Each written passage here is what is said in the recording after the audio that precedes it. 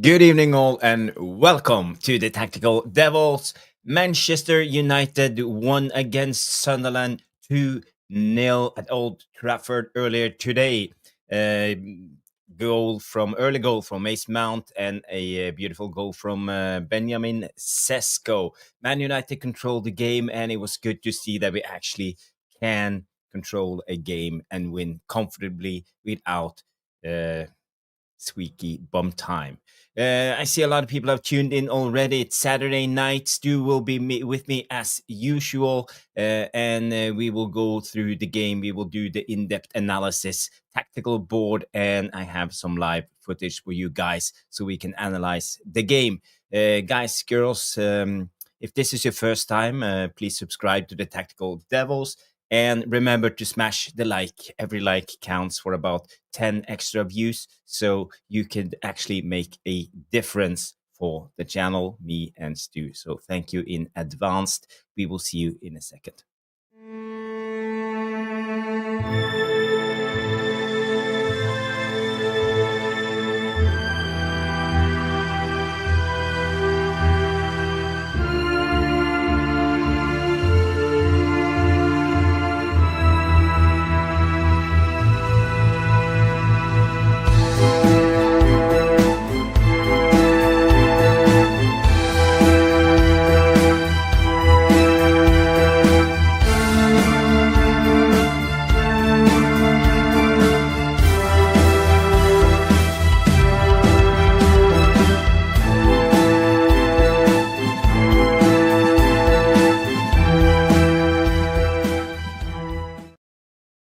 Boom, boom, boom, and we are live. The Tactical Devils are live. Saturday night, Man United finally won a football match. We are sitting ninth in the table at the current moment.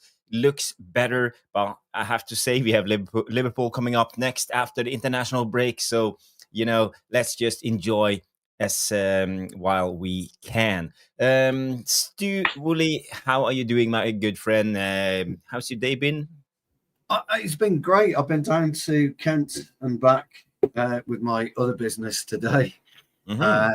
I had to drop a van off with my good old friend Kev. So we've done that. Got back. Obviously, in the UK, unless you've got access to certain areas, you're not able to see 3:00 kickoff. So I wasn't able to watch the game, but I have caught back up on everything. Really impressed with a couple of players today, in particular, and Mbeumo. I think he's been an absolute revelation. Yes. I really do. I think Lammens, I have to say, the bits and pieces that I saw look solid. Didn't have to do anything particularly taxing, but when he was called upon, he delivered. Pleasing to see that. Our team selection was almost to the point, except Mr. Mount came in and obviously scored a decent goal. Sesko's finish was predatory, great to see, and to cap it all off, the Scouse has got turned over as well. So what a great day! What a day to be a Manchester United fan. We're in the heady heights of ninth, but I think depending on how results go, we could end up finishing the weekend around 12th, couldn't we? Something along those lines. So we haven't really picked up many players. Let's see. I'm not looking too much at the table at the current moment, Stu. But yes, right. Maybe 12th, 10th, 11th. Who knows? But it's good to see. And before we come to the Rushmano, give the Tactical Devils membership. Thank you again, Rushmano. You are a legend. You don't have to do this, but I really appreciate it. Thank you for supporting the community of the Devilish Tacticals. I just want to say hi to everybody tuning in, and then we go to Rushmano. So, Catherine McDade, no nonsense, coming in and saying it's about time he started him, lads. And obviously, you're talking about Lammens and Jarvis. Please don't be late. Nah, we were just 2 minutes late. So Not too bad. Aaron, one of our moderators, coming in and say, smash those likes, subscribe to the channel if you are new. And he also add, you can go to and follow me on X on the Bowley77. We have a Red Devil fan coming in for the first time. On the Amorim, we got everything right. Attack was good. And the second defense was very solid. And Lammens reminds me of a young De Gea. Brilliant comment. That's interesting. That's an interesting comment. I like that comment. We have a Howler coming in. To a friend of mine, a big hello, a friend of mine. She's watching in the background, so we'll just say a big hello. Okay. You are allowed to watch in the background, but you know, I would prefer everyone who watches get into the live comments and have a chat. You know, it's nothing dangerous. It's just regular guys, Stu and I talking Man United. So whatever you want to do, but it's okay to watch from distance. That's okay. Red Devil fan comes also in and say, having a decent keeper makes a difference. Yes, we are going to talk about Lammens. I have some footage. We will analyze Lammens' performance, or Le Mans, or whatever you want to call him. I will call him Lammens. I'll tell you what, we won't be calling him Jarvis. We won't be calling him the Lemon. If you had one, we might have been called him Le Mans. No, I think it's Lammens. I'm going to go with Lammens, but we're British, and I butcher every surname anyway, as you know. Yes. But it probably is Le Mans, which is. What do I know? I'm Norwegian, you know. I can hardly speak English, so this is my problem. You've got a better grasp of the language than I do. Grasp of the language. We have Bellal coming in and say, Bellal coming, big up, lads. I didn't see that coming. Yes, Bellal. I am titanium. Big up, good old friend. We have B2BVWS. How do you say that name? B2BWS. I'm not quite sure. Back-to-back wins. Maybe back-to-back wins. Oh, back-to-back wins. Back-to-back wins. Big up. Love that Lenny Euro thumbnail. Is saying, big win, 3 points. We take it. Yes.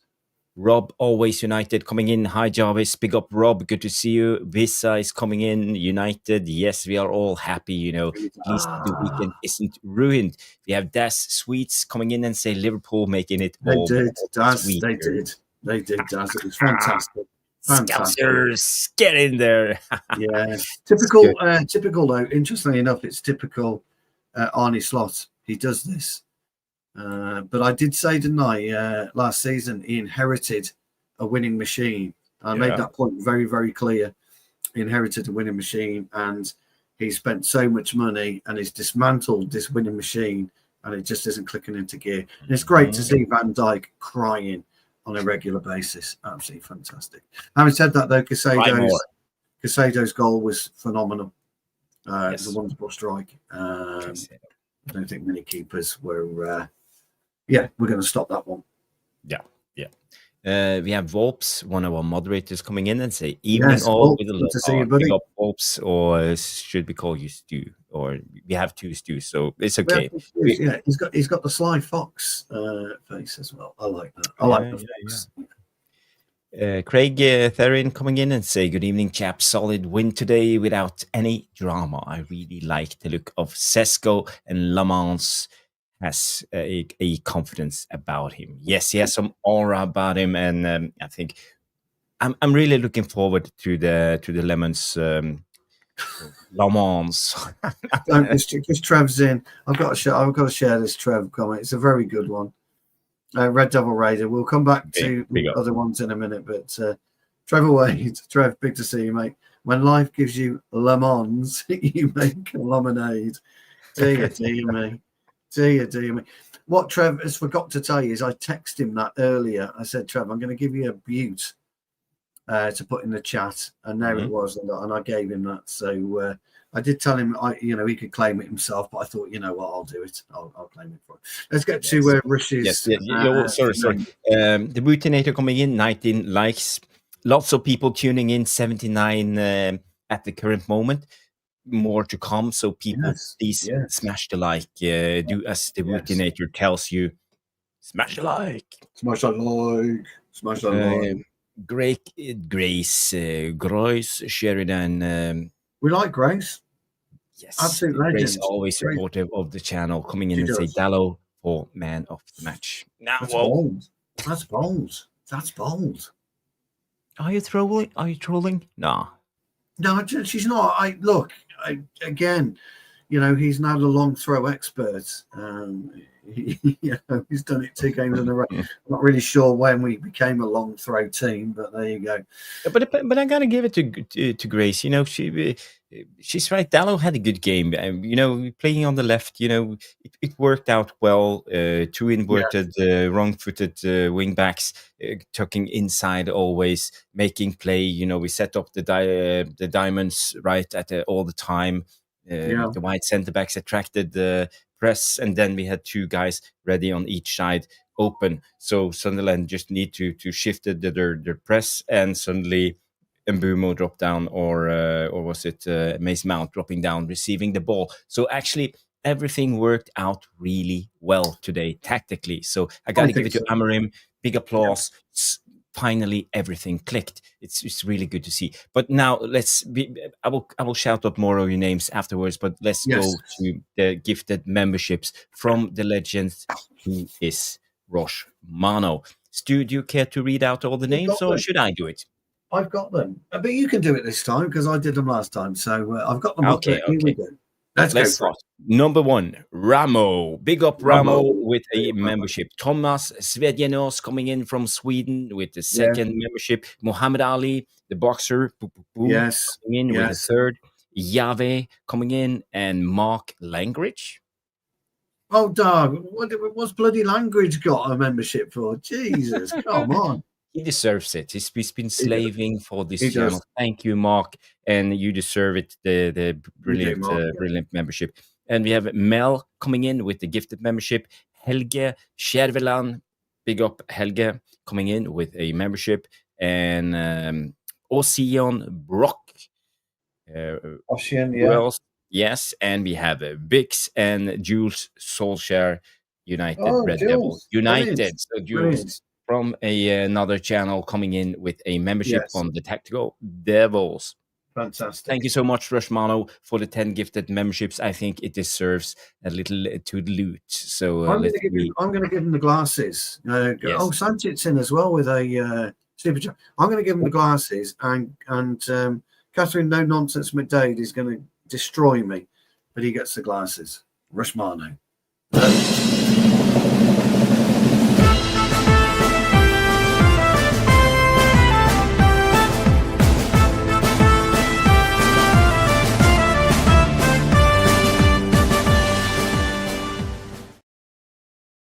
Big applause to Rushmano for gifting 10 Tactical Devils memberships.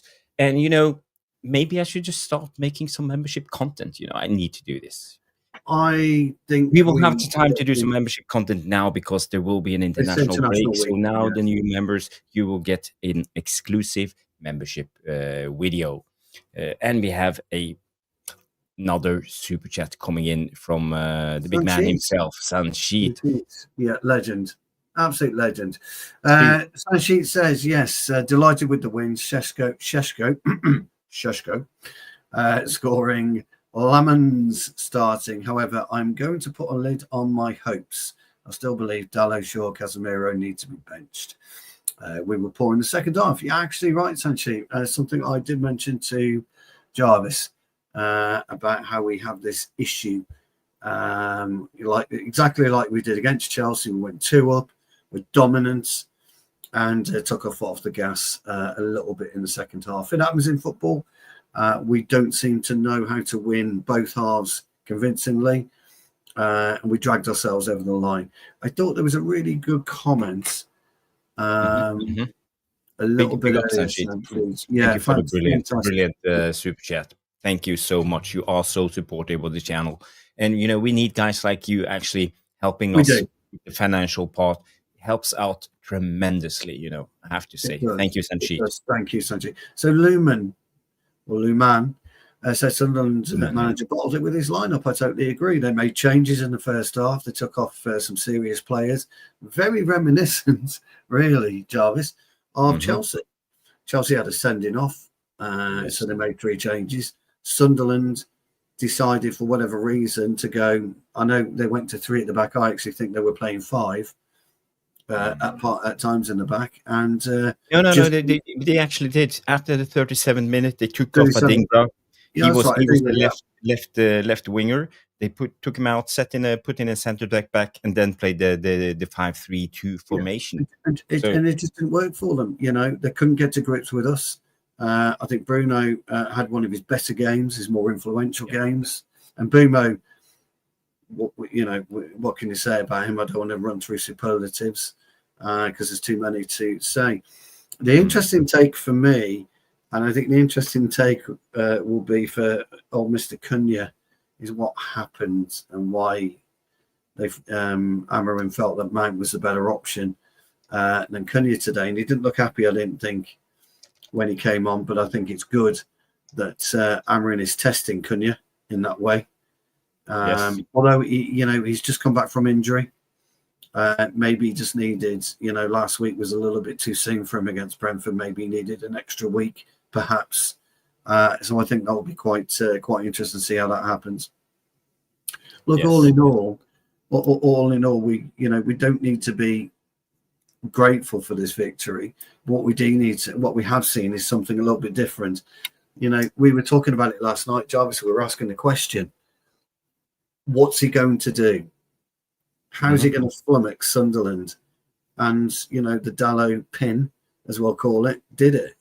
And it's something very, very subtle, but seemed to have worked.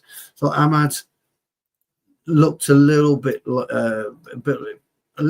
like his old self. Jarvis has tried to penetrate a lot better this time, in my opinion. Tried to get a couple of strikes off, which was good. Tried to get some crosses in, which was good. So I'm kind of, I'm really pleased and happy that we raced into a 2-0 lead. I think we could have been pretty solid going into Liverpool next week. I don't know what 2 weeks is going to do to us, but I don't know what 2 weeks is going to do to Liverpool actually today, because I didn't think they were very good at all. But the thing is, we are on the up and Liverpool is on the decline at the current moment. It looks like they are actually. I thought, Samix is just in with $1.99. Thank you, Samix. Samix, you don't have to.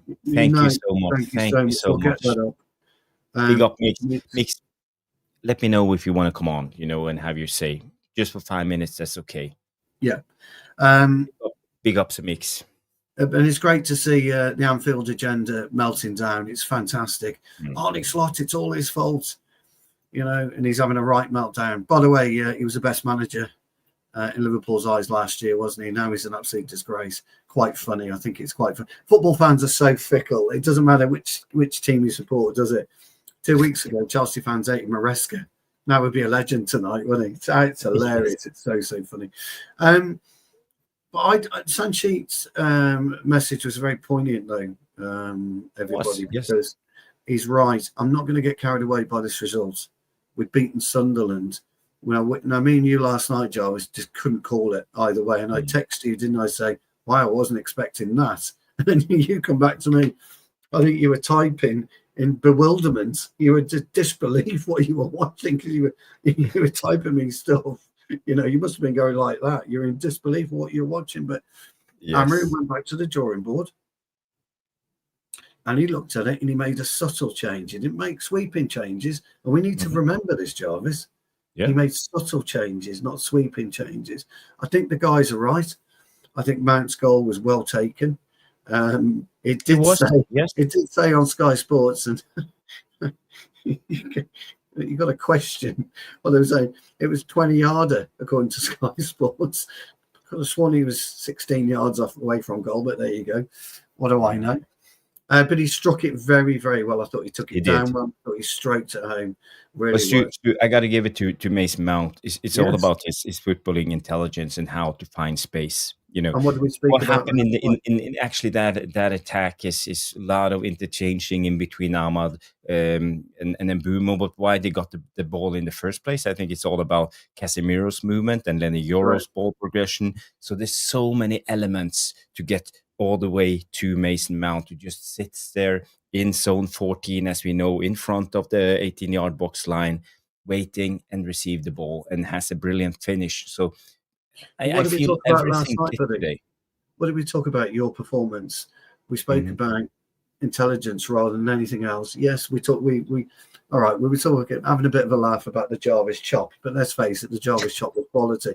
But it wasn't about that. It was about the intelligence that enabled you to do that. And you're exactly right. Mount don't big me up too much. I don't want to. It's true. But Mount produced the intelligence. He stood. How many times have we said if you stand on a football pitch, you can make your own space? And yeah, so I certainly agree. Yes. It was a very, very good goal. I thought he did something. I just want to big up Semix, because he's a loyal follower of the channel, friend of the channel, and I'm a friend of his channel. So guys, if you haven't, this is Semix's YouTube channel, Semix Football. Brilliant tactical stuff, breakdowns of every game. You do live, what do you call it, match? He does. Yeah. So what's the watch-alongs? Watch-alongs was the word I was looking for. Yeah, he does watch-alongs and breakdowns. Really detailed videos. So guys, go to his channel and subscribe. Do me a favor, because please. One of my favorite channel on all of YouTube. Just saying. So the lads in the chats noticed today, Devilish Tactikas have noticed that Amorim was actually looking at the game today instead of looking down at the floor. Trevor Wade's noticed that, Red Devil fan also has made that. Looked under pressure today, looked like he meant business. Absolutely, yes. I totally agree. So yeah, it's absolutely brilliant. The mustard is in. Great to see you, pal. He says he would keep Mount in the lineup. He's very clever. Yes. Jarvis, you just echoed what you just said. I think it's actually a good shout. Mason Mount contributes to something special. The only problem with Mason Mount, you can't rely on him. Injury prone.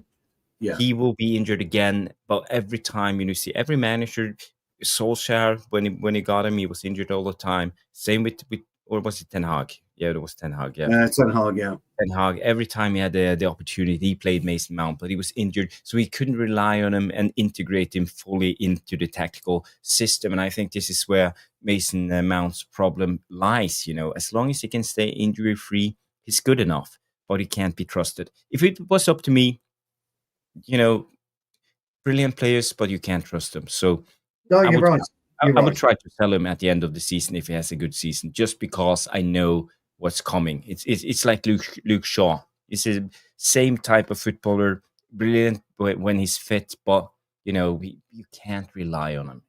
2 games in, he will get injured again. So it's just one of those. But we're not going to sit here and be negative today. It's a positive day. We actually got a win.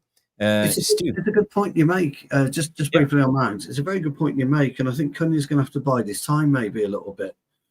Within that, but we are going to pick up injuries. Mount is going to get injured. We're going to need Cunha up to speed, and Boomer will get injured. Ahmad will get injured. There are players that will get injured. We need to get them up to speed. You're absolutely right. Bringing in Yoro today was the right move. I would say when Martinez is back November time, December time, we're going to have a very formidable back three. If we play Leacher, De Ligt, and Yoro, that's going to be a formidable back three. I think Shaw comes out of the team then. So, you think so? Yeah, I think Shaw comes out of the team. I think Leacher comes straight back in when he's fit, Jarvis.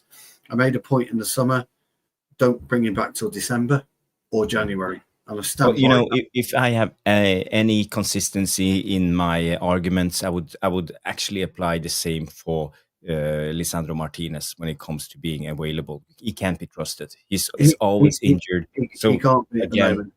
But I think with him, I think your logic sounds, but I think with him in particular, we have rushed him back because we haven't had the quality at centre back to play without him. I think now we've got De Ligt settled, we've got Yoro settled. I don't want to talk about Shaw too much. I'm with you on that one. I really think you're right. I think his days are numbered. So in that case, We don't need to rush Martinez back. Let's bring him back when he is 100 to 200% fit, not just 100% fit, because a brilliant Leacher is the difference maker for us, as we well know. So, quite excited by that. But great point about Mount, by the way. Yeah. Kieran, big up. Good to see you with SpongeBob. Is it SpongeBob? SpongeBob SquarePants? Is that SpongeBob, is it? Yeah, I think so. SpongeBob. Nobody's got an avatar of the final gangster. No, not the final gangster. What did I say he was called? That guy with the glasses and that mop on his head. It's not the final gangster. Anyway, Jakey saw him.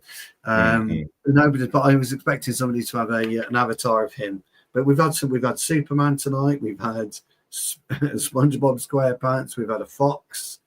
What else have we got? Brilliant.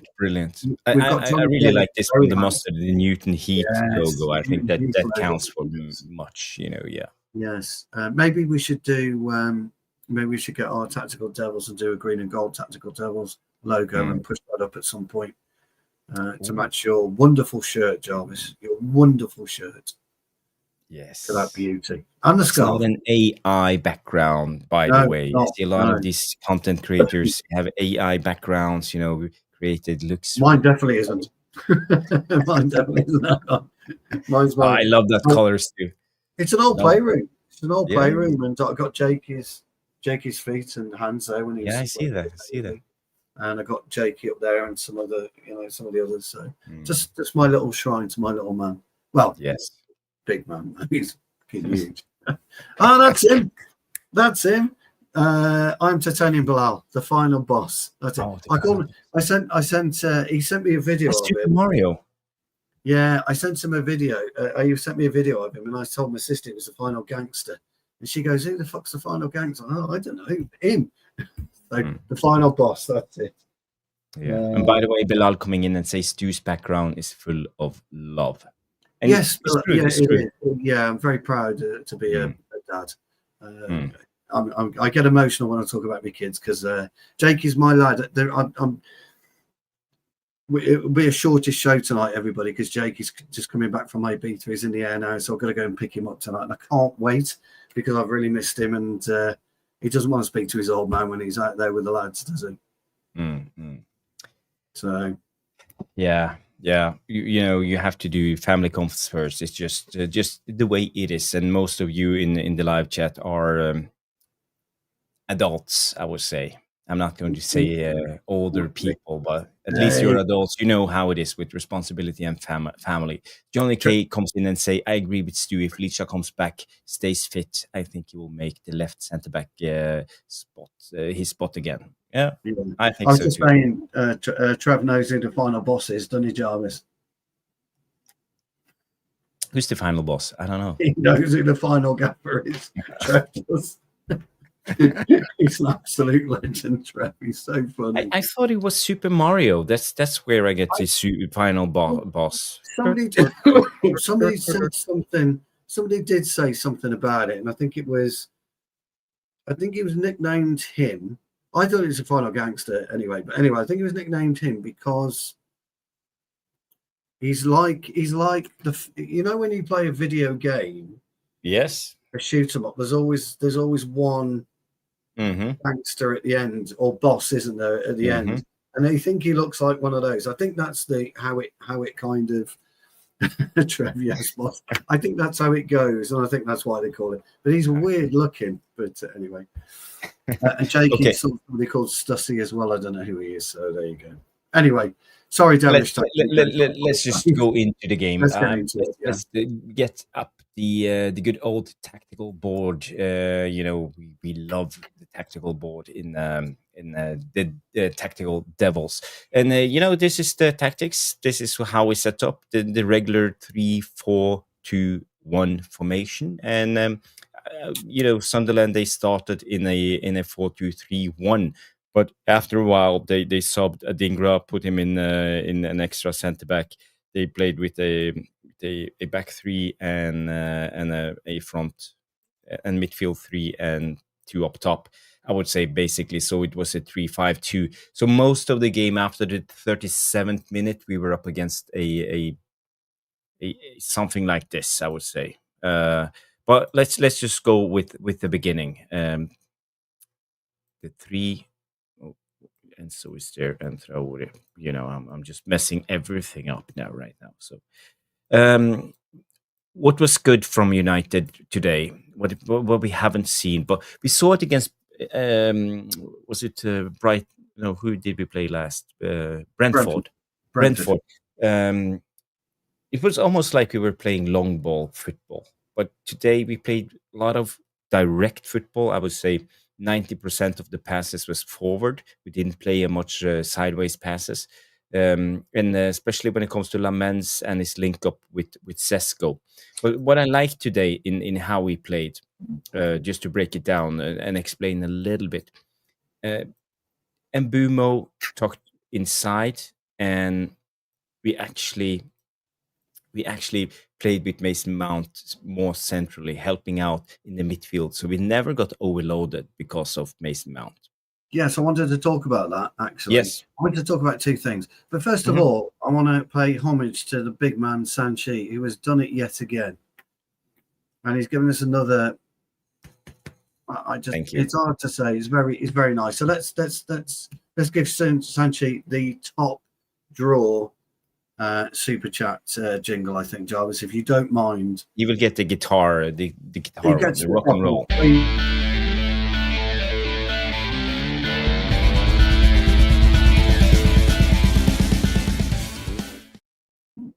Sanchi, you are an absolute legend.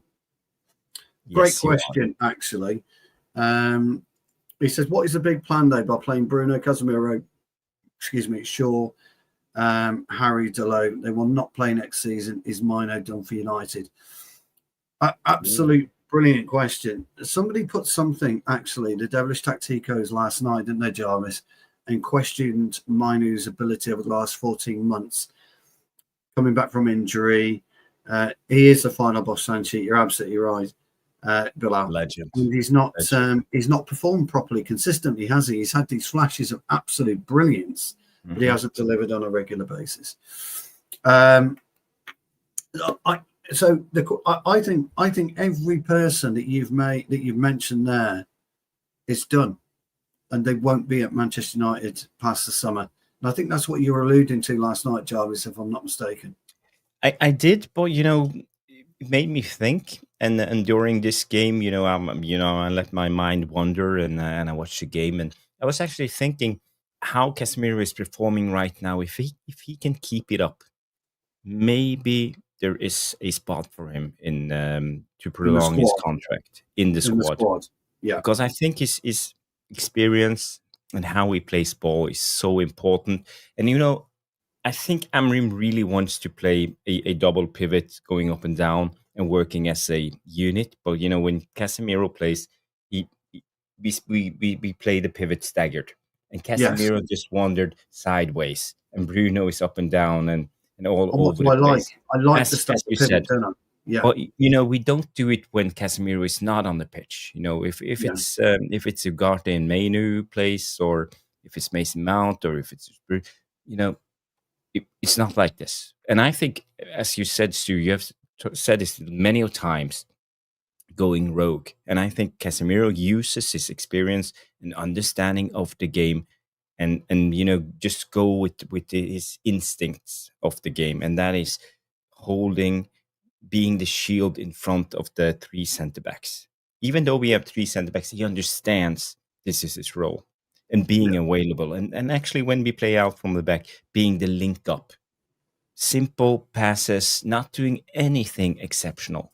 But for me, I think as Casemiro is actually starting to grow on me, being one of our most important players in this system. And I think it's not up to Amorim. I think it's up to Casemiro. And maybe we should consider keeping him if he can keep up his performances this season, just for maybe one more year. I'm glad you said that, and I'm glad you put it in simple terms as well, because I always talk about a CDM not being a position that you have to be super experienced at. You can learn to be a CDM because you can learn how to just drift from side to side, drift forwards, step backwards when you need to it. Being a brilliant centre midfielder is you can learn the theory of relativity from Einstein too, but you have to have the brains. That's the thing. You can, and if you and this is, you kind of cut me off with my pride, old friend, because my point was going to be, it's using the visual side of your brain to understand what's opening up before you, and making that split-second decision to go, stay, or cut out a pass, move into a zone, and stop the play. And Casemiro has been doing that, but he does pick up silly yellow cards. I think Bilal's absolutely right. I really do agree with that. Yes. Some silly yellow cards. Mick's popped in with 50 as well. Another super chat. Thank you, Mick. Ruby coming in from MUFC Realist TV with a 50 Swedish kroner super chat. Thank you so much, Mick. Thank you. I really appreciate it. Coming in and say Liverpool lost 3 in a bounce. Do you think we can get 3 points at Anfield? Stu, you can start with that one. I think it's our best chance. I think Arne Slot's got problems.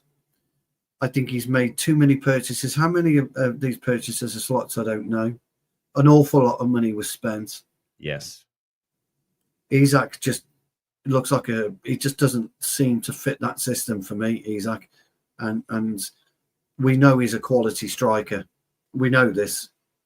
You know, he just doesn't seem to fit that system. Salah's gone walkabout, whether he's chucking his toys out the pram because of the signings of Ekitike, the signings of Isak, and that. My only issue is that did Ekitike get sent off for 2 yellow cards, or is it straight red? 2 yellow cards he plays, doesn't he? For straight red he doesn't. I only watched the first half. I had stuff to do. No, it wasn't today. He got sent off, didn't he, for taking his shirt off? So he got 2 yellow cards. Yeah. So, the other day, yes. So he will be back for us. He will have a point to prove. So I think he will cause us a lot of problems, but they're so disjointed. Van Dijk is very slow this year. Would you not agree, Devilish Tacticos? He's not as quick. He's not as dominant as he's been before. Mamadashvili. One thing I liked, though, I don't want to talk about Liverpool, by the way, but I do want to pick up this point. I cannot believe it wasn't mentioned in the commentary. Did you see Mamadashvili? He got the ball and he launched it, Peter Schmeichel style, in the first half. Do you remember? Out to the left. It was a thrown. Do you see? He picked it up, but bang! It was a second. It was a second tops, and they were up in the final third. Nobody picked it up. The commentators didn't say a word, and I'm like, fuck. That's a problem. Nobody does that in the Premier League that I've seen since Schmeichel. Absolutely brilliant. So we need to be aware of things like that. Van Dijk. Yeah, Trev, you're right. All right. Oh, God. Trev, I love your comment. I don't know if we can put that one up. Well, you can interpret it as you like. You know, it's a fair point. It's just in typing error. Van Dijk is not as hard as he used to be. For all the beautiful ladies in the Devilish Tacticos chat, we apologise for Trev. Trev, you're a legend, though, mate. That was absolutely brilliant. Wonderful innuendo there. So I think we can go and beat Liverpool right now. I think we can get at them, Jarvis. If we play like we played today, we can get at them. I think Dorgu clearly now has got issues. Yes. He clearly has got a problem now, Dorgu has. So he's got to be thinking, what do I do to regenerate myself? Yeah, but he's still young, you know. He don't have to rush anything. He just needs to learn the game. He has so many things he needs to learn. He's like half finished, you know. But I like that fact. I like that fact he's got a problem now and he's got to deal with it. I like the fact that today, Amorim, we said, didn't we? We said, test the players. Just do something different. And you said, drop Dorgu. You said yourself last night, drop Dorgu. You know, so it's really interesting. So, Mick, thanks so much for your Jack, by the way, Mick will be joining us Monday night, by the way, and Jarvis. Monday night. But I'm a little bit worried about the times too. It's my fault. Yeah, it's my fault. Through. Yeah, sorry. We have had super chats. We have talked with the devilish tacticos. But I just want to go into the game and try to explain what we saw. So, excited. Say again. Let's get excited. I'm excited. Yes, I know. I wanted you to explain. Yeah, sorry. Before we moved off from this, I want you to talk about Mount because I found that fascinating today. Mason Mount is a brilliant footballer. He understands the game. He uses his brain. He knows how to play football. And a lot of the time, you could see Casemiro dropping down because most of the time, Casemiro and Bruno plays like this. Yeah. When I say staggered, it means they are not sideways, but across of each other like this. But Mason Mount drops down, Bruno shifts a little bit over, and suddenly we have a midfield trio. And a lot of the time, Mbumo inverted, so we played with a 2. So, but most of the time, I think but it depended when Sunderland attacked on the right side. Mason Mount dropped down, and we went into a. Sorry, Joe. This is from Johnny K. Van Dijk has gone a bit. Sorry. Sorry, I'm such a child, aren't I? I'm pathetic. You are. I am pathetic. I know I am. So my question was then going to be. Stu, yeah. You love the 3-5-2. But when they attacked on the right hand side, we almost looked like this. Yeah. We defended in the 3-5-2 because Ahmad tucked in into the back 5. Yes. But when they attacked on the other side, we played in a 4-4-2 and defended in a 4-4-2 like this. Which is what you've been calling for a week. Yeah, for a few weeks now. That's what you wanted. So it was interesting. We had a hybrid of a 3-5-2 or a 4-4-2 defending. Depended which side Sunderland tried to attack us. But I think it went really well. And Ahmad was always willing to jump and try to put in pressure. So basically, maybe sometimes we defended even in a 4-3-3. Yeah. So I'm going to ask you something now, and I'm going to get absolutely vilified crucified by the devilish tacticos. Yes. Have we got a new version when he's fit and stays fit and trusted of almost a De Bruyne player? Ooh. In the way that Mount is operating? Because what you've just described there is the way that De Bruyne operated for City for so long. Are we seeing Mount potentially being employed in that vein of player? I'm not saying, by the way, guys, he's anywhere near De Bruyne's standard. I'm not saying that. I'm just saying, are we looking to do something and replicate? Because what you've described is exactly how De Bruyne fitted in beautifully with Foden and with. But you saw this today. You saw how he contributed into the midfield. We were never overloaded centrally. We had the time, and Casemiro, being the shield in front of the midfield, and Bruno roaming, and Mason Mount roaming. So in a way, we play not a straight formation, but it's. Oh, hybrid was the right word. Hybrid was the right word because we did fall into a 5, we did fall into a 4, and we did play this the side system basically.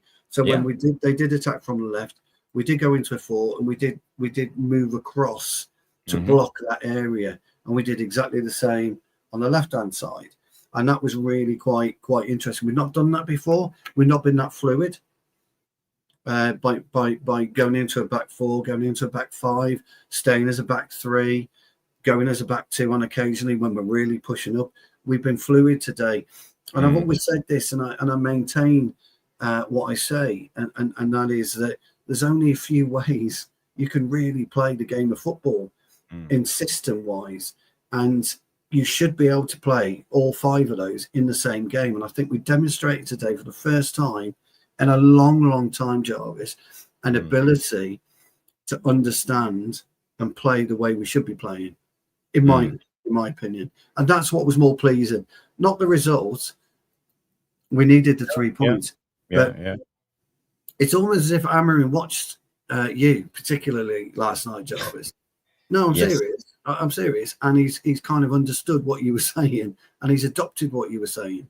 And, take the credit, pal, because you did say this. We talked about it, but I just want to say, Stu, when it comes to this, I think one of the key elements for today's game was we didn't. Let's say when Sunderland were on the ball trying to play out from the back, we actually played in a solid mid block. Yes, and people got to realize playing in a solid mid block is a big difference, because you always occupy this area, the central area of the pitch. You occupy it with a lot of men. But when you press high, let me just remove this. You move all of these guys up high, trying to press and win the ball. And what happened then? What happens if you do something like this? You get turnover because you expose this area. Thing. Now, you're right about the we didn't open up, and this is what I like. I love a solid mid block. This is Iraola. This is Ten Hag right before the FA Cup final. This exactly right. Is solid football, and it's not about counter-attacking, sitting back, absorbing pressure, and then hit him on the break. It's about being responsible for what's behind you, defending the goal. Now, I love a mid block, but I like a mid block without the striker. You know where I prefer the striker. I prefer the striker pushing on. But you're right, and it worked today very, very well. Something about Sesko. Sesko had his best game for Manchester United today. I thought he was excellent. I thought he caused some problems. His goal was superb. I can't underestimate how difficult a chance that was. That was a cushioned volley, It was almost nonchalant. If you got the goal, well, you will have, and you'll play it. Yeah. It was almost nonchalant the way that he poked it home. But did you see the relief and the absolute enjoyment of his goal? 2-2 for a striker is imperative. You mentioned Højlund last night, or Thursday night. You mentioned Højlund. Way that he was a bit freer. He scored something like 4 goals already, hasn't he? 5 goals or something like that for Napoli. Šeško's going to go on this roll now, and he's going to score. Voldemade from Newcastle played 2, scored twice. Strikers need it. Ekitike, 6 games, 5 goals, something like that. Strikers need it. So Šeško for me will be very, very interesting over the next few games. I think he'll have a field day against Van Dijk. I really do. And Bumo's crossing is solid. It is, yeah. Luke Shaw's crossing is very good when he gets into the position and he utilises his left peg. He's got a fantastic left peg. We've got the ingredients now, Jarvis, to score goals. We do. Now that he's sorted it out, or appears to have sorted out the remaining final third of it in our half, we should be a more difficult team to beat. But I agree with everything the Devilish Tacticos has said. It's one game. Yes, that's the thing. But, for me, looking at the mid-block, looking how solid we are, we're actually prioritizing the midfield, the central area of the pitch. It tells me that Amorim is actually willing to learn. He's willing to adapt. A lot of people give Amorim criticism. Me too. I've been criticizing Amorim as much as the next guy. And Jarle comes in with a fair question. Jarvis, do you still think Ruben will have his swan song during the international break? And I said so the other night. I think Amorim is gone because I felt that he was too stubborn. But he showed me something today. He showed me something, if we had won the game 1-0 and played the same type of football at the same way, I would be more negative. But now I actually see stuff. I actually see things improving. And as I said, how we defend in a 4-4-2, maybe in a 3-5-2. We look much more solid. We prioritize the central areas. We figure out a lot of stuff, how to fix things. And for me, it tells me that Amorim, yes, he's a young manager. He's learning on the job. Maybe we are too critical. Maybe I'm too critical towards him. but at least he shows me that he's willing to improve. He's willing to learn. He's not going down the blind alley, doing the same mistake over and over and over and over again and expecting different results. He actually did something different today. And that was what I was asking for. Do something different. You were, and you got it. Were you too critical? No, I don't think you were. I think you were. I think you were critiquing in the right way. I thought we both critiqued in the right way. But let me tell you something about how football is viewed. And again, this stands out. Things stand out for me. If you noticed, I will mention things because they stand out for me. Something stood out for me again today. The commentary. Maresca's got problems. He's had 3 players sent off. He's got to find a way of getting players not getting sent off. How does that fall on the manager? It falls on the individual player. Bilal made a great point about Casemiro and his booking again, another silly booking. It falls on the player. It doesn't fall on Amorim. And we forget this sometimes. Not you, not me, not devilish tacticos, but fans in general forget that you can't affect everything as a gaffer. You just can't. Now, maybe he's taken his foot off the 3-4-3 pedal, Jarvis, and decided that I am going to play a bit more direct. Somebody did mention this, and forgive me, I can't remember who put the comment up. It was a great comment, and I did read it. And they were talking, Jarvis, about maybe Amorim does want to go a bit more direct. Did he play more direct for Gyökeres, and we just didn't pick it up? Gyökeres was running in behind all the time. Was there more direct balls in there, and we never noticed it because we were noticing how fluid Quenda was on the left, for example.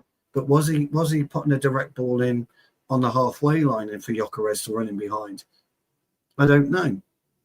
Lammens, a couple of times, looked to go directly to Sesko, didn't he? You made that point yourself.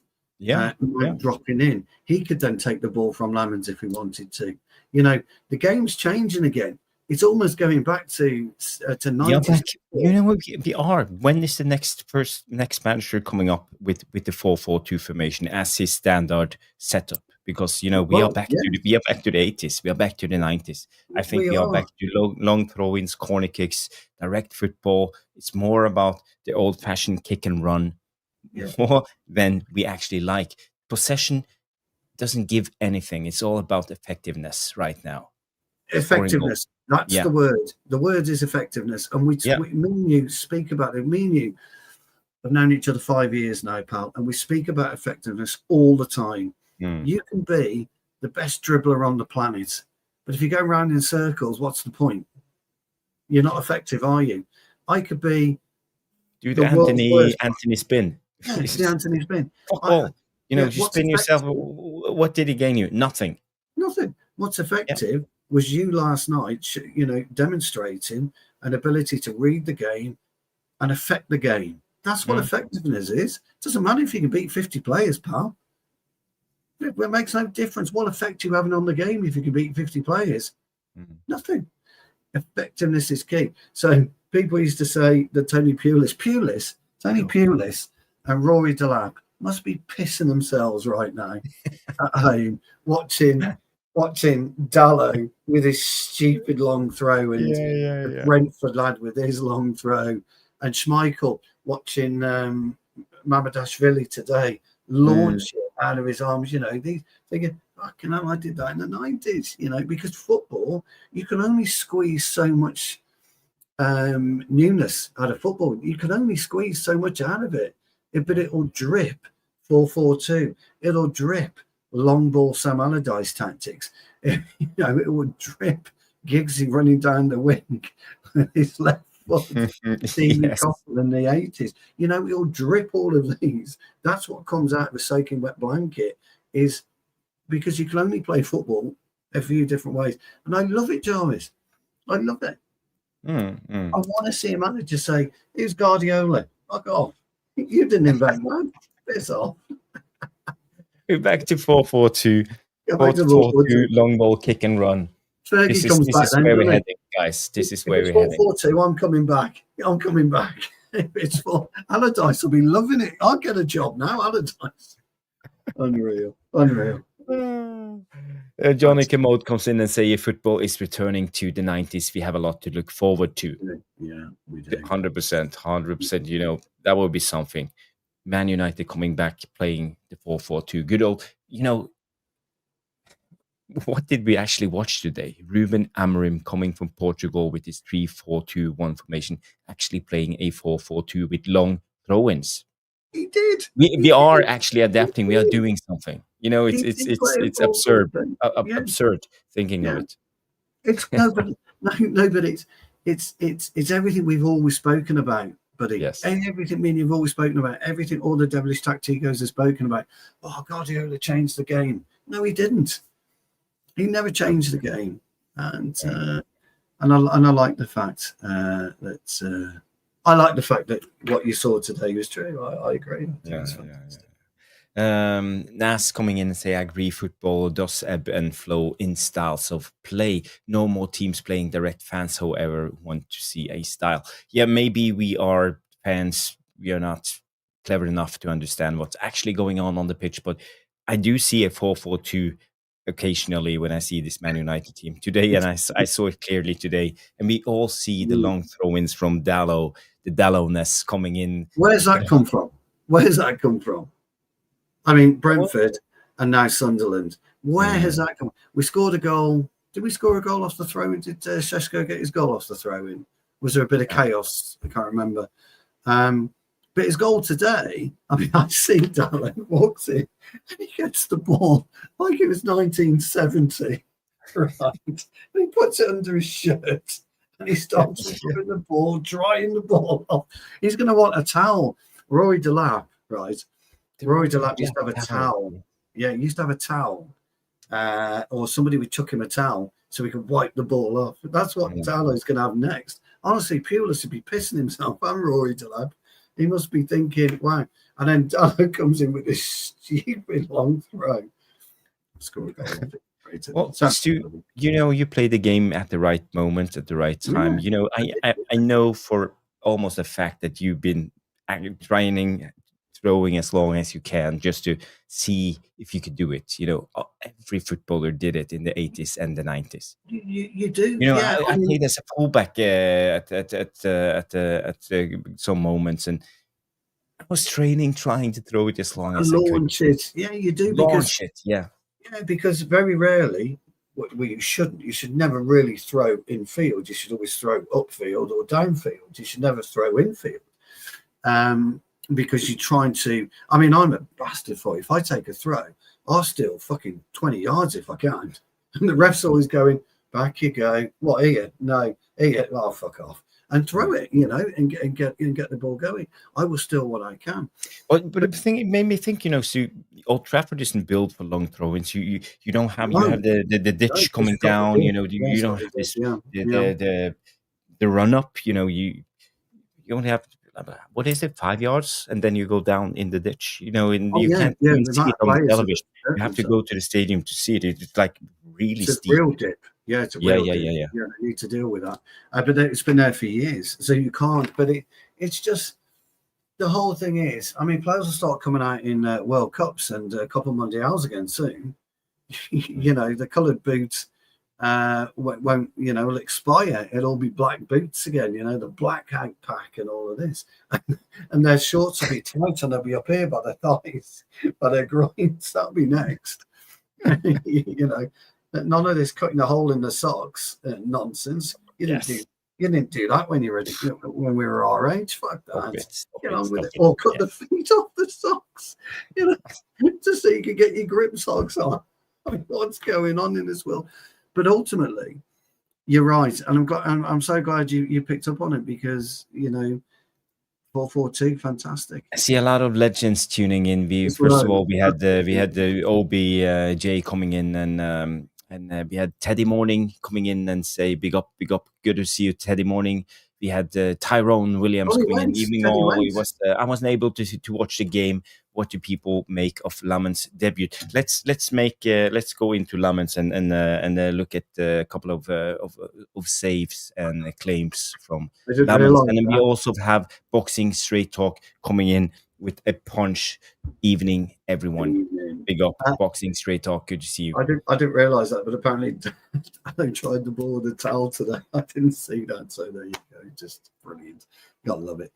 Teddy, great to have you back. Teddy and his dad went today. Brilliant. So I hope you had a great time, pal. It's a magical place. Yes.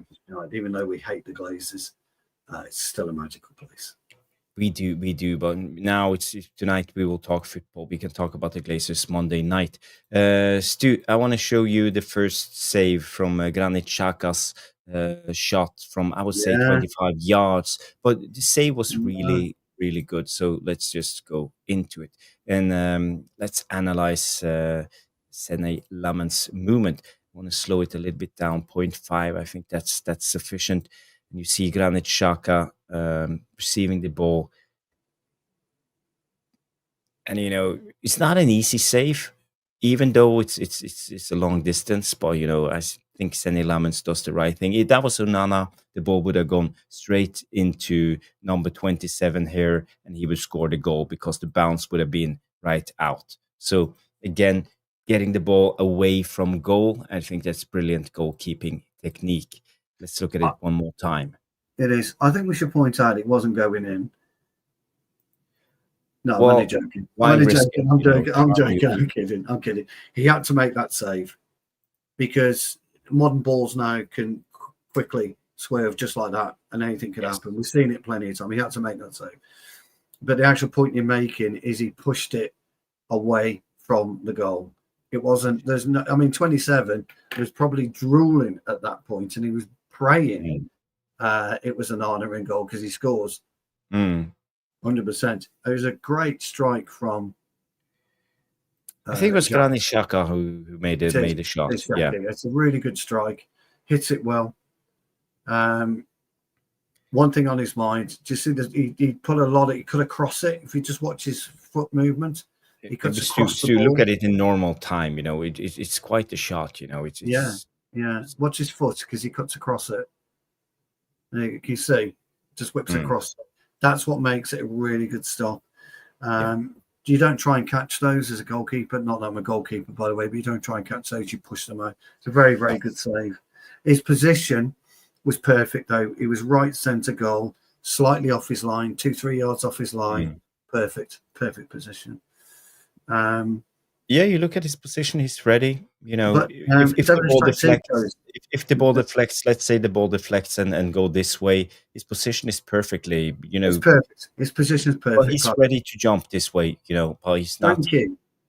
I was about to say that. He knew what Xhaka was going to do and he knew where it was going to go.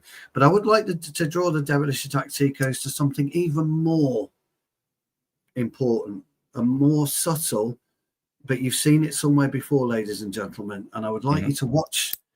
I think it's Mr. De Ligt very, very closely in this video. Please play, Jarvis. I'd like you to see this. Okay. Yeah, I want to see your reaction. I think it's De Ligt who does it, but De Ligt.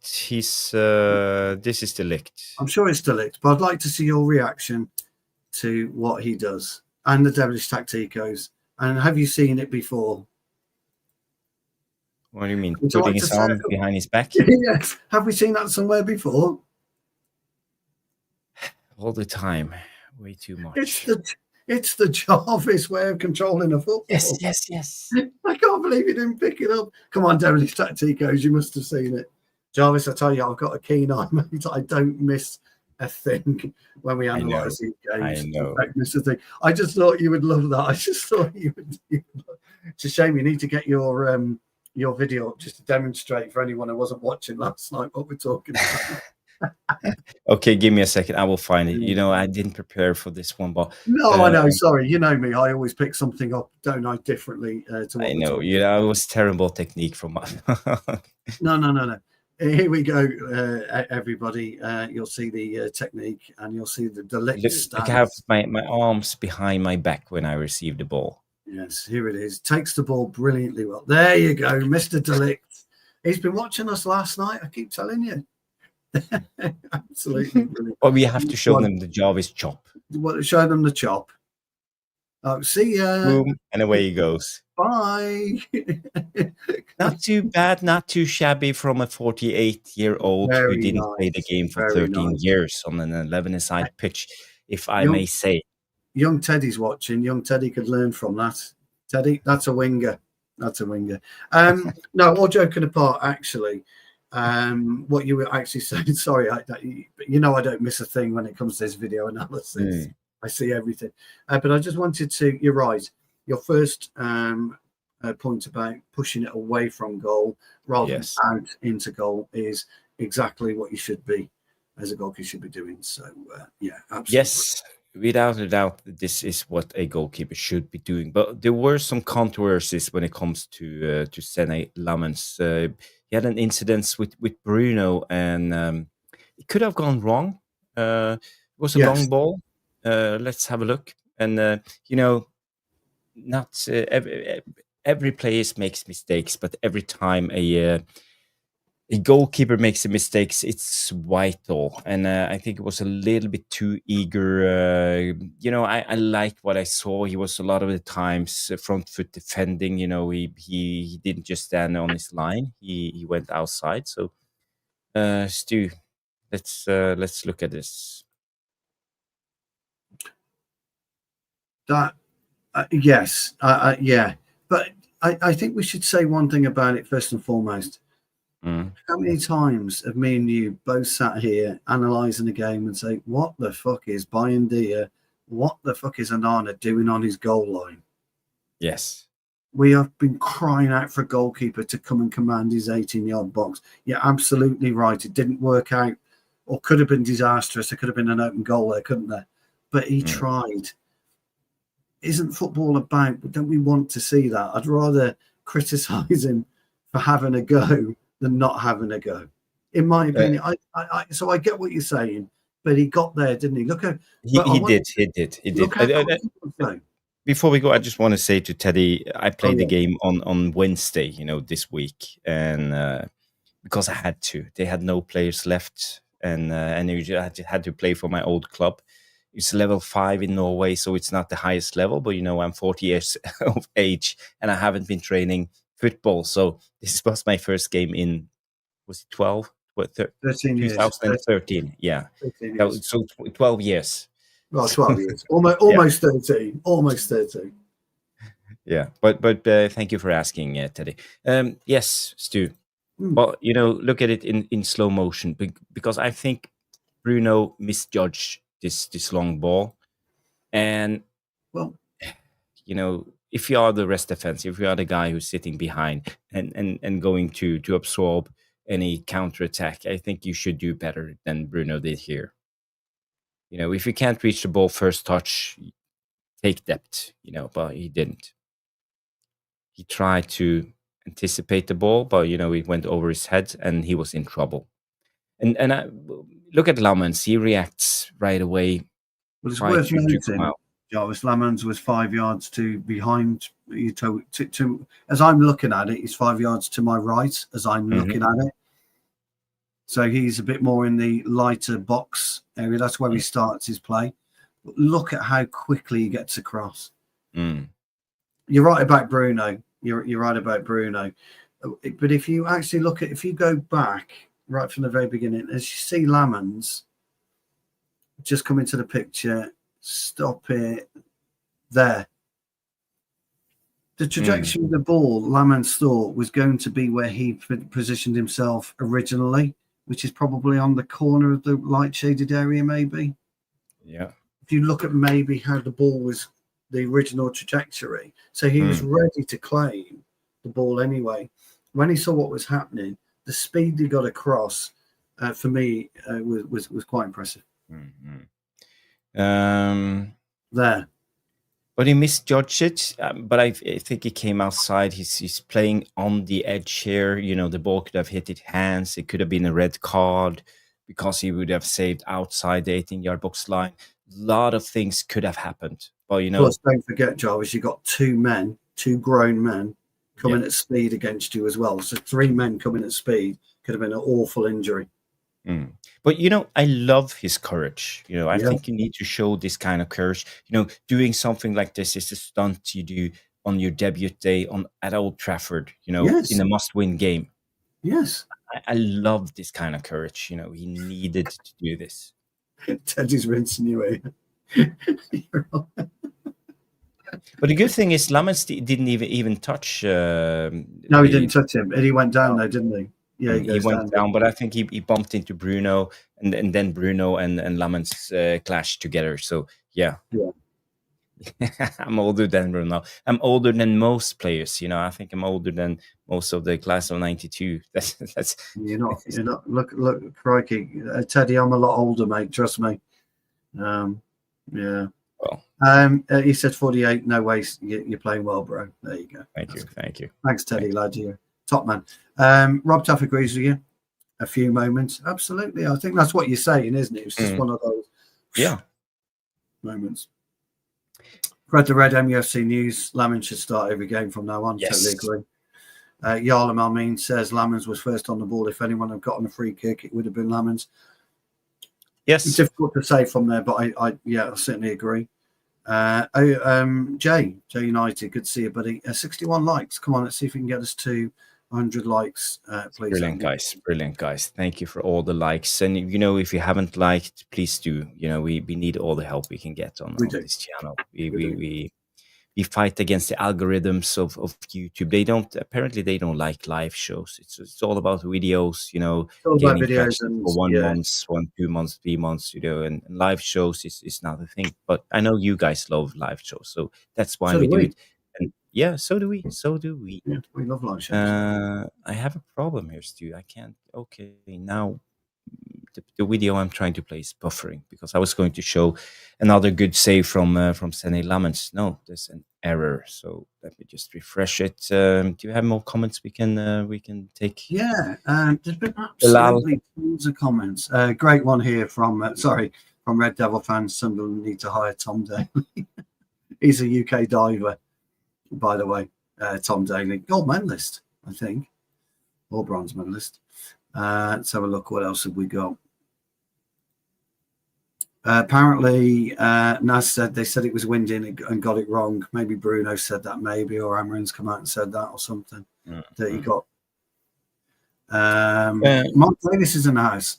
Big up, guys. How you both doing? Good. Good win for United. Let's hope we can beat Liverpool in 2 weeks' time. Mark, absolutely, pal. Let's hope so. Great to see you again, buddy. Great to see you again. Okay, so this is the clip. It's Sunderland on the attack, and actually, I liked the way Sunderland played. They had the brave centre backs actually taking on the ball, driving with the ball into the danger area, right in the heart of how Amorim wants to play with his centre backs. And they challenged us. They ran straight through us. You can see here Bruno and Kobe Mainu trying to keep up, and I think it's Luke Shaw trying to break up the Sunderland attack. So here goes. He goes through and he finds the Sunderland player on the right-hand side. Big chance, but I think the finish is not clinical. But even though it's a good save, see he shots his legs. It was a brilliant save. Actually, people are going to say, "Why is it a brilliant save?" Watch how he lands on his knees, because the striker went to not Megan. His position was Gray's. He kind of almost fell on himself a bit. Yeah, he's almost a bit top heavy there. Can you see? He's almost top heavy. He's leaning forward just slightly. I didn't think it was a great finish, but the way that he had to adjust his body to make the save, it was a more difficult save than it appeared. I think the striker. I mean, if let's face it, Jarvis, if you were in a Sunderland teammate, you'd be ribbing him for that. The ball should have been bristling in the back of the net, shouldn't it? Let's be honest. But as you see, there's several options right here. As a goalkeeper, you have to keep in mind he will try to curve it, or he will go for the first post straight finish. So you have to be balanced on both feet. You can't choose Correct. a direction. Correct. But he has to have a wide stance with his feet because he need to be able to push down on one foot or the other to go either right or left. So he has to have a wide stance. So this is why a lot of goalkeepers get nutmegged, because it's just basically how you have to do. The technique has to be like. It's true. Let me tell you what the Tipton Town skipper would have done in that position. I would have put a scoop on it, a load of backspin. Lammens would have been flapping away, and it would have landed just under the bar. So there's absolutely no need for that. A little bit of backspin, I'd have lobbed it in. No, he chose the wrong. The number 7 chose the wrong trajectory of the ball. I do agree with you. But when I look at it now, Stu, you know, I'm super impressed by this save. You know how he actually takes it. Save. Yeah, like I say, he's off balance. He's all over the place, and it was good. And of course, imagine if this was Onana. Oh, they score. They score. They score. 2-1. Yeah, it's 2-1. It's 2-1. There's Ambinder. It's 2-1. There's no point even. It's just 2-1. He did, Teddy. He did very, very well. He did. Teddy, what would you have done in that position, buddy? I'd be interested to know where you would have gone. Would you go? I would like to know if any of you guys in Devilish Tacticos at one time were a goalkeeper and you actually have some experience being a goalkeeper, because you know it's we'd love to for me. I wouldn't know. I'm not a goalkeeper. I can use my eyes and understand the goalkeeping technique, but I would never know how to do it in real time. So if any of you were a goalkeeper, give us a shout in the non-live, in the live section, comment section. But I have one more clip, and this is Arne Lammens claiming a cross, and I think also this reaps of confidence, and I think this is how goalkeepers should act in a situation like this. Let me remind you, it's in the 90th minutes of the game. They are trying to push to get a goal and put us under pressure, but you know. Yeah, definitely. Sorry, Teddy. I meant which side would you have gone? Because I know you're a winger. Which way would you have gone? Would you have gone to the keeper's left, the right as we look at it, or the left as we look at it? Just interested to see what you would have done there, pal. Sorry, Jarvis.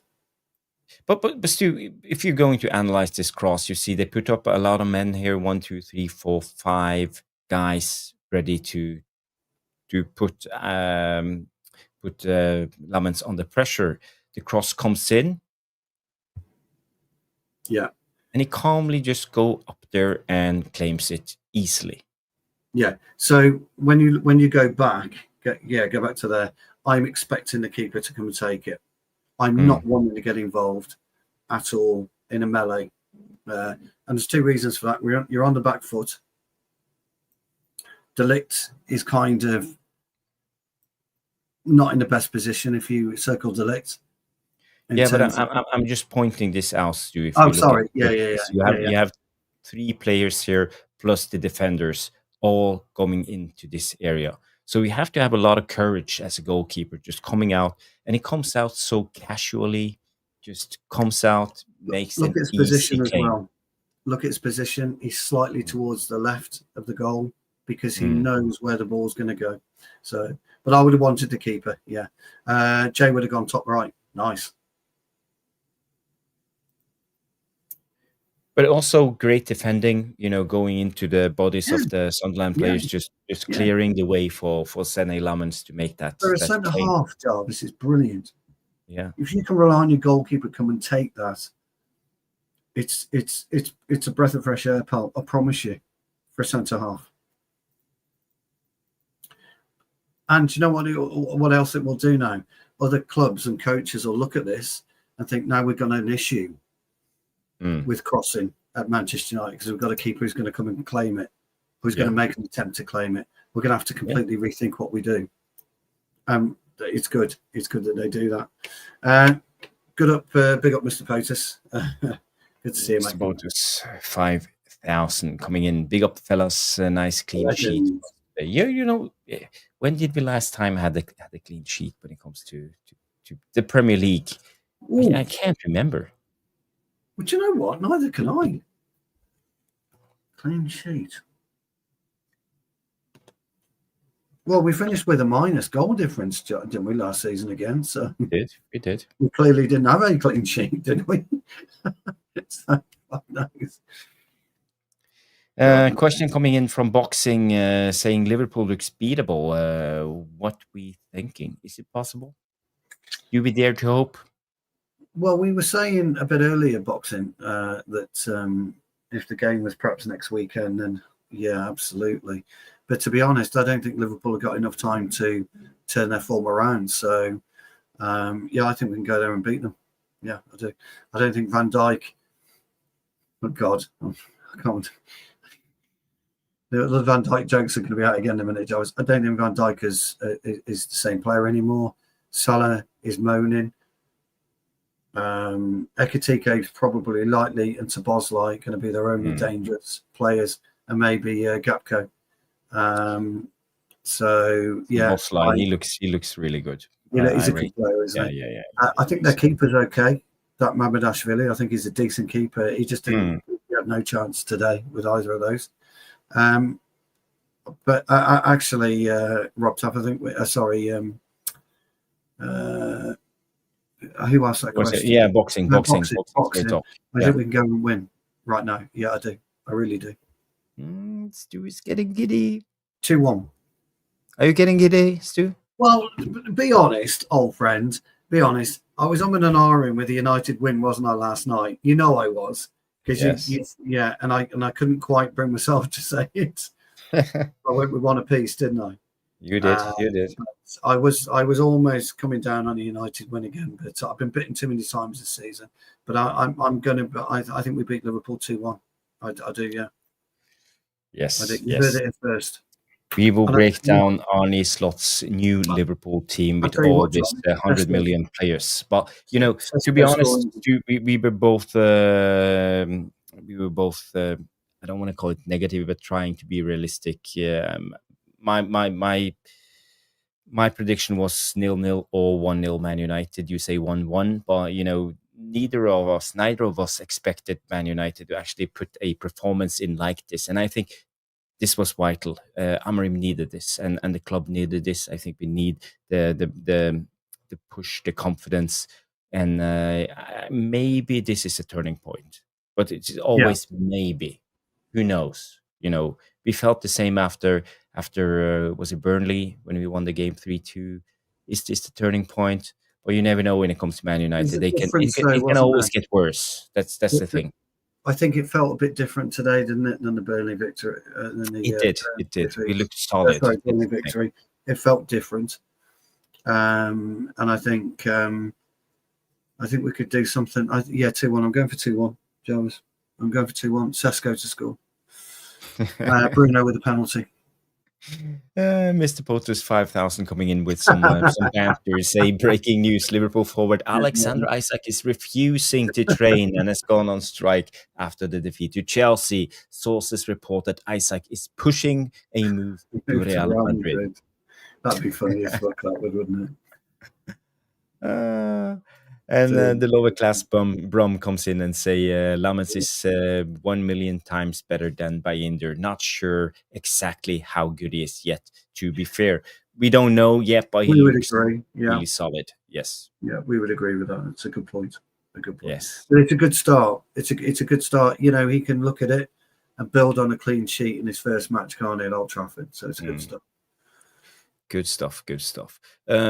Stu, I can't play this segment because it's closed up, but we can look at it. There was a penalty situation, and for people who wasn't aware, the referee actually gave a penalty to Sunderland. That's why it went to VAR.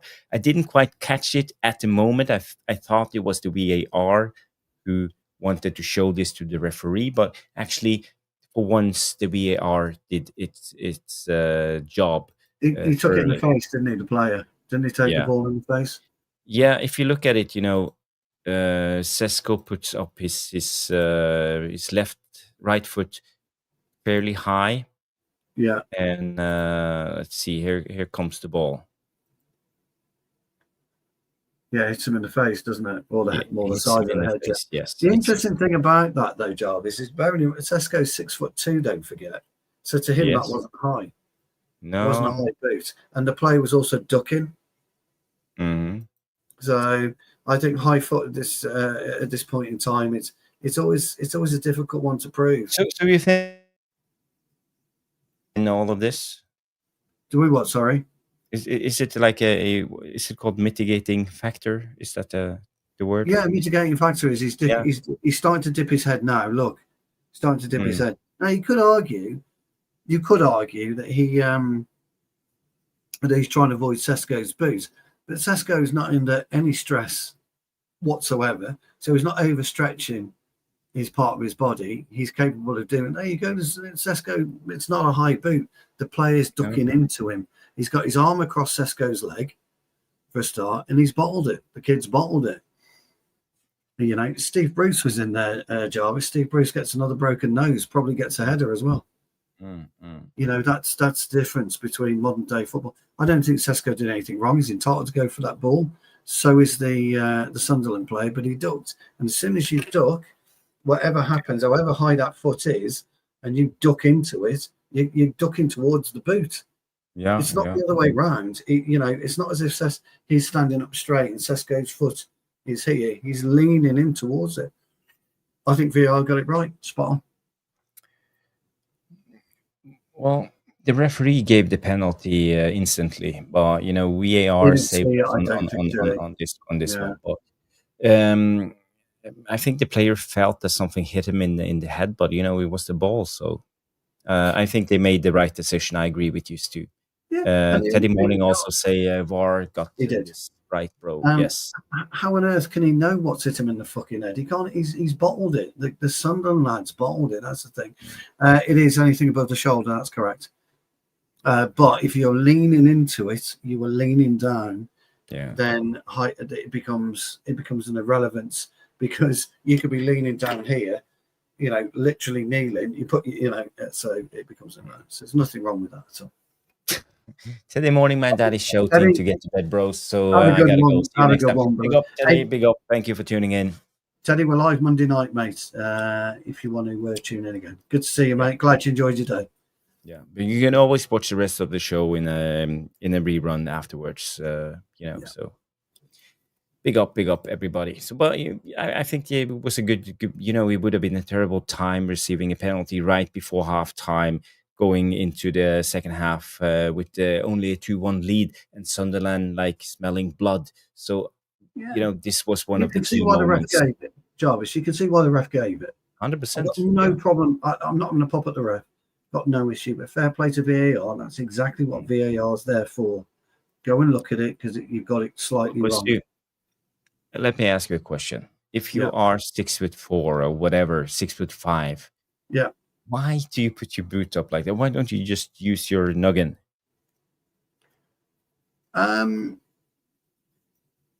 that's a really good. Actually, it's a good question that because you're not going to, you know, the kid's not going to be able to outmuscle Sesko, is he? Let's be honest. No. Sesko's going to be able to outmuscle the kid. Yeah, I've really got the answer for that, actually, pal. For me, I probably would have. I don't think I would have gone in with a boot anyway. A couple of reasons: groin, hamstring, all snapped. So that's the reason I wouldn't have done it, and I couldn't get my boots up that high.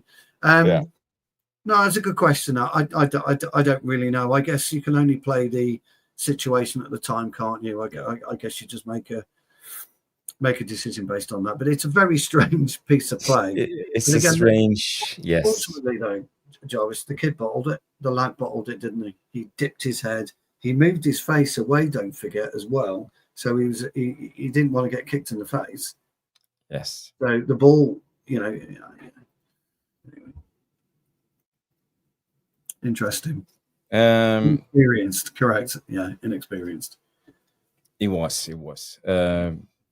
Philip Longshaw coming in and say, "Evening, guys. Lammens proved today that he knows when to pass a ball out to defenders or play the long ball or push the opposition back. I think we beat Liverpool 2 2-0. Big up Philip coming in with some positivity. Well done, And Philip. yeah, I also like Lammens, Lammens' debut, he can use both feet. You can see it clearly. He uses his left peg or his right peg. He was Yeah. calm. He had the courage. He was always he knew how to claim crosses.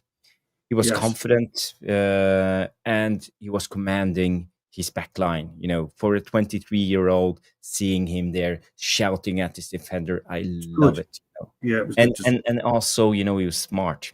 He was wasting time in the second half, keeping the tempo down, dragging the life out of the football game. For every second that went, Sunderland knew that they were not going to come to Old Trafford and take any points.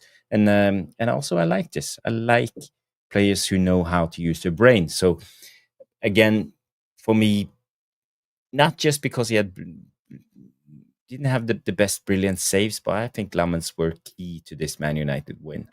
I think No, we did. he came in with some confidence, and it went to the whole back line and to the whole team. They trusted the goalkeepers for once. Imagine being a Man United player and having Onana or Bayindir behind you. Oh, You can't trust any of them. God, I can think of that. Dude, I've got about 10 minutes, so should we analyse the goals, or do you want to do that Monday? Yes, let's do the goals. And sorry, guys, let me just. Sorry, I must apologise. It's my fault. I've got to go and pick my lad up from the airport, so I'm on a tight time schedule tonight, and I've waffled way too much tonight on that, Jarvis. Way too much. Well, I have a lot of footage. I wanted to show you the diamonds of Amorim, how he set up his team.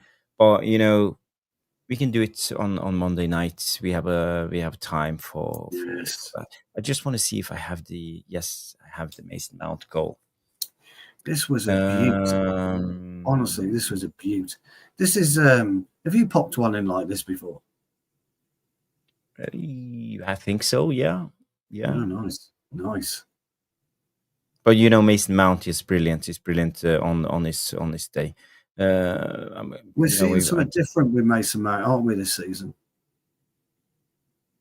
We do. So here's the clip. So Ahmad and Mbumo set up on the right hand side. But again, I think if you go back and look at this, the full, let's say 30 seconds, you will see Lenny Yoro and Casemiro actually doing a little bit back and forward, and baiting the pressure from Sunderland, and actually giving Ahmad space when he receives the ball. He's set up 1-against-1, and I think this is working environment that Ahmad thrives in, and the Mbuemo Ahmad connection was really good.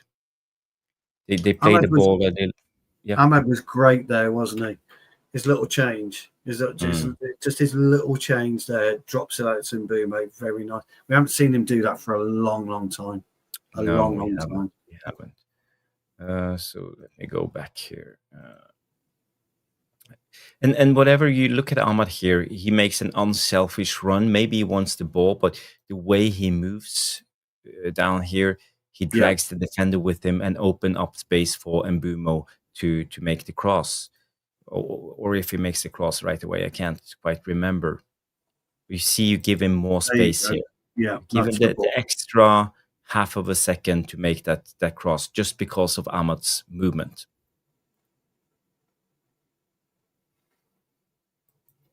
It's a phenomenal ball then.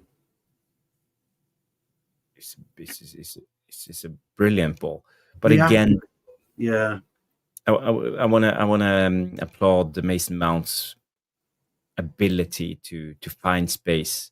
And we talk about zone 14. This is zone 14, the danger area in front of the goal. And Sunderland defending quite. I would say it's bad defending. If it was me, I would shout at my players, because you can never let a lot of opposite player stand in this zone unmarked. Totally agree. Look at Sesko though. What's he doing? Sesko's occupying the center. Yeah. Yes. Perfect. Oh, I'm drooling, Jarvis. I'm drooling. It's like the forward that occupies the centre arms. What's wrong with this? But he waits. keeps the space in front of him, so he has time to run into it. The cross comes. Mason Mount takes it down on his left and shoots on his right, and it's a brilliant finish. Because the cross has to be perfect, by the way. Yes.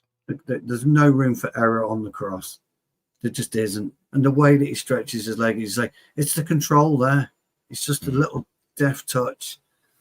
And it's a brilliant goal. Brilliant goal. But if I was the Sunderland manager, I would scream. I would cry myself to sleep tonight after this defending. It's terrible defending, to be honest. Oh, it's abysmal defending, but that's what we've had to put up with the last 10 years. But I got to give it to Mason Mount. I think he had a brilliant game today, one of the best players. And by the way, I made a vote who was your man of the match. You guys voted. We have 92 votes. 45% of you wanted Lammens to be the man of the match. Sesko coming in second, 27%. Ahmad with 13 and Mason Mount with 15. So They all had brilliant performances today. And I would like to put Mbumo into this also and big him up. I think he had a good game. So what did you think about Roof?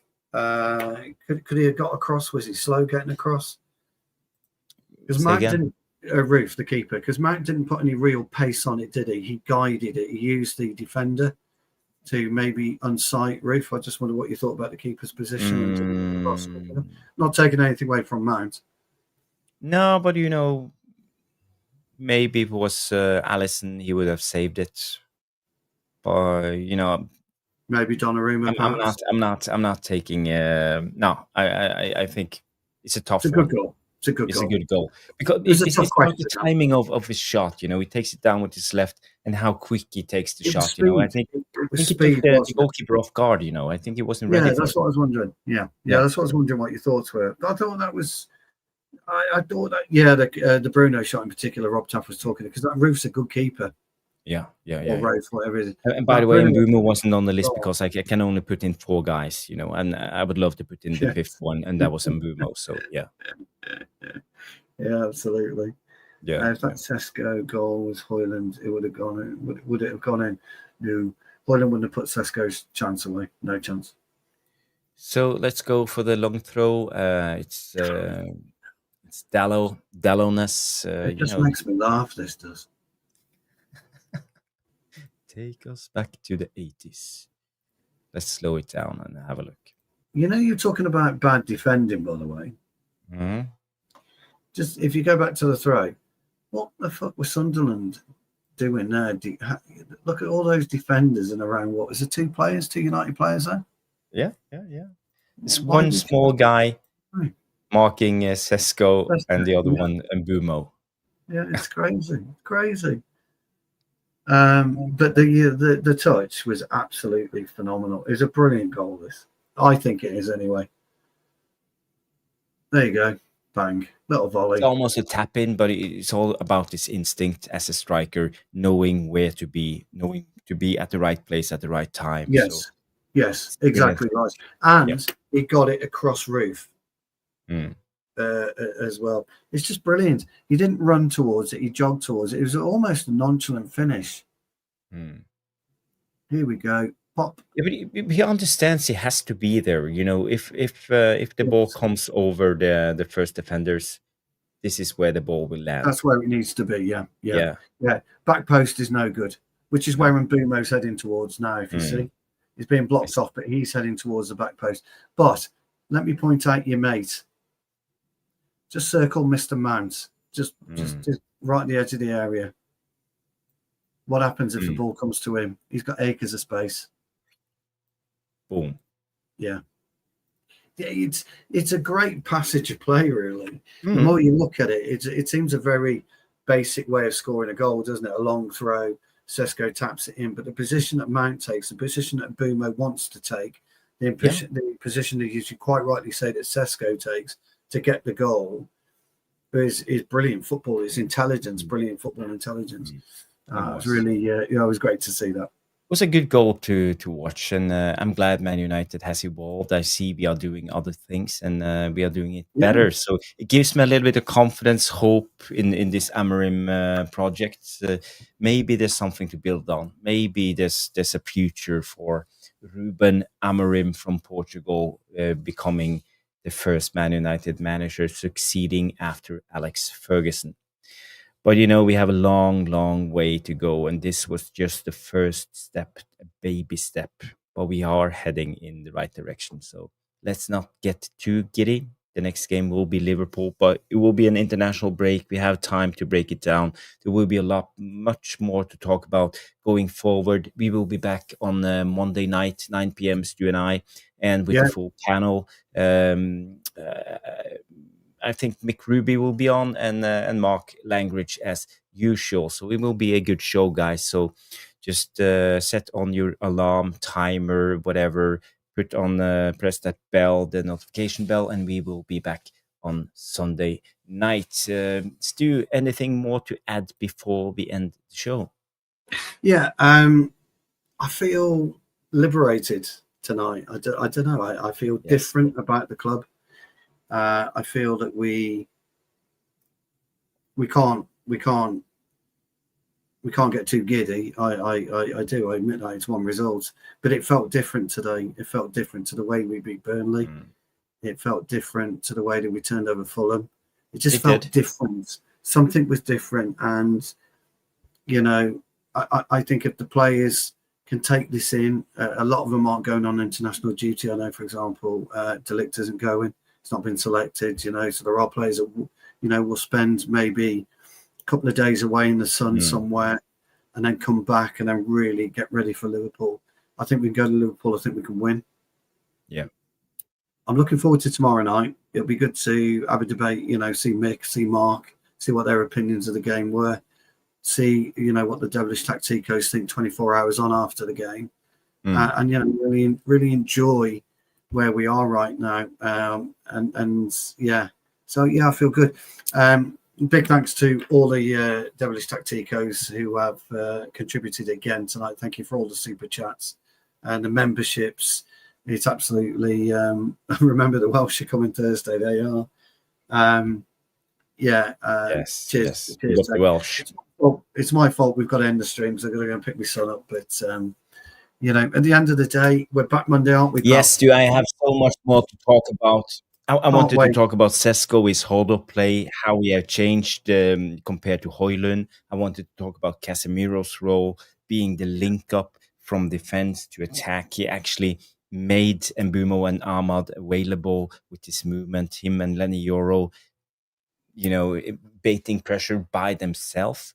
And there was so much to talk about, small details. For me, Casemiro was one of the best players on the pitch. I know we want to big up Sesko, we want to big up Ahmad and Mbumo, Mason Mount, Lammens. But for me, I think the heart of this team is still Casemiro. How he played today tells me a lot. How we need this guy. He's older, but he knows how to play ball still. So, guys, we will delve into it Monday night and talk much more about Man United and do some tactical analysis on the game. It's been a brilliant stream, guys. Maybe we should try to redirect the stream because I think Noradin is live. Give me just a second. Is it on? He is.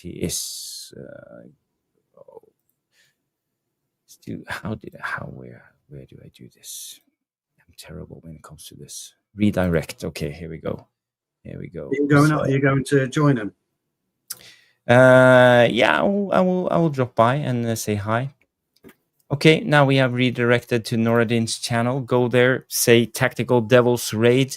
Say hello from Stu, and I will be on the panel and say hi. So, guys, girls, everybody, if you haven't smashed a like, now is the time. Leave a comment in the non-live section. If you know how to do it, hype the video. And if this is your first time on the Tactical Devils, please subscribe to the channel and put on that notification bell. And we have 66 likes according to the legend Stephanie Griffith. Big up, Stephanie. And we will be back Monday night. Stu, thank you for coming on. I want to thank Roshmano for the gifted membership, Sun Sheets for the super chat, Semix for the super chat, and Mick Ruby, MUFC Realist TV for the super chat. Pick up, guys, and we will see you on the next. You will be directed to Noradin channel right now, so see you then. Bye bye. Bye bye.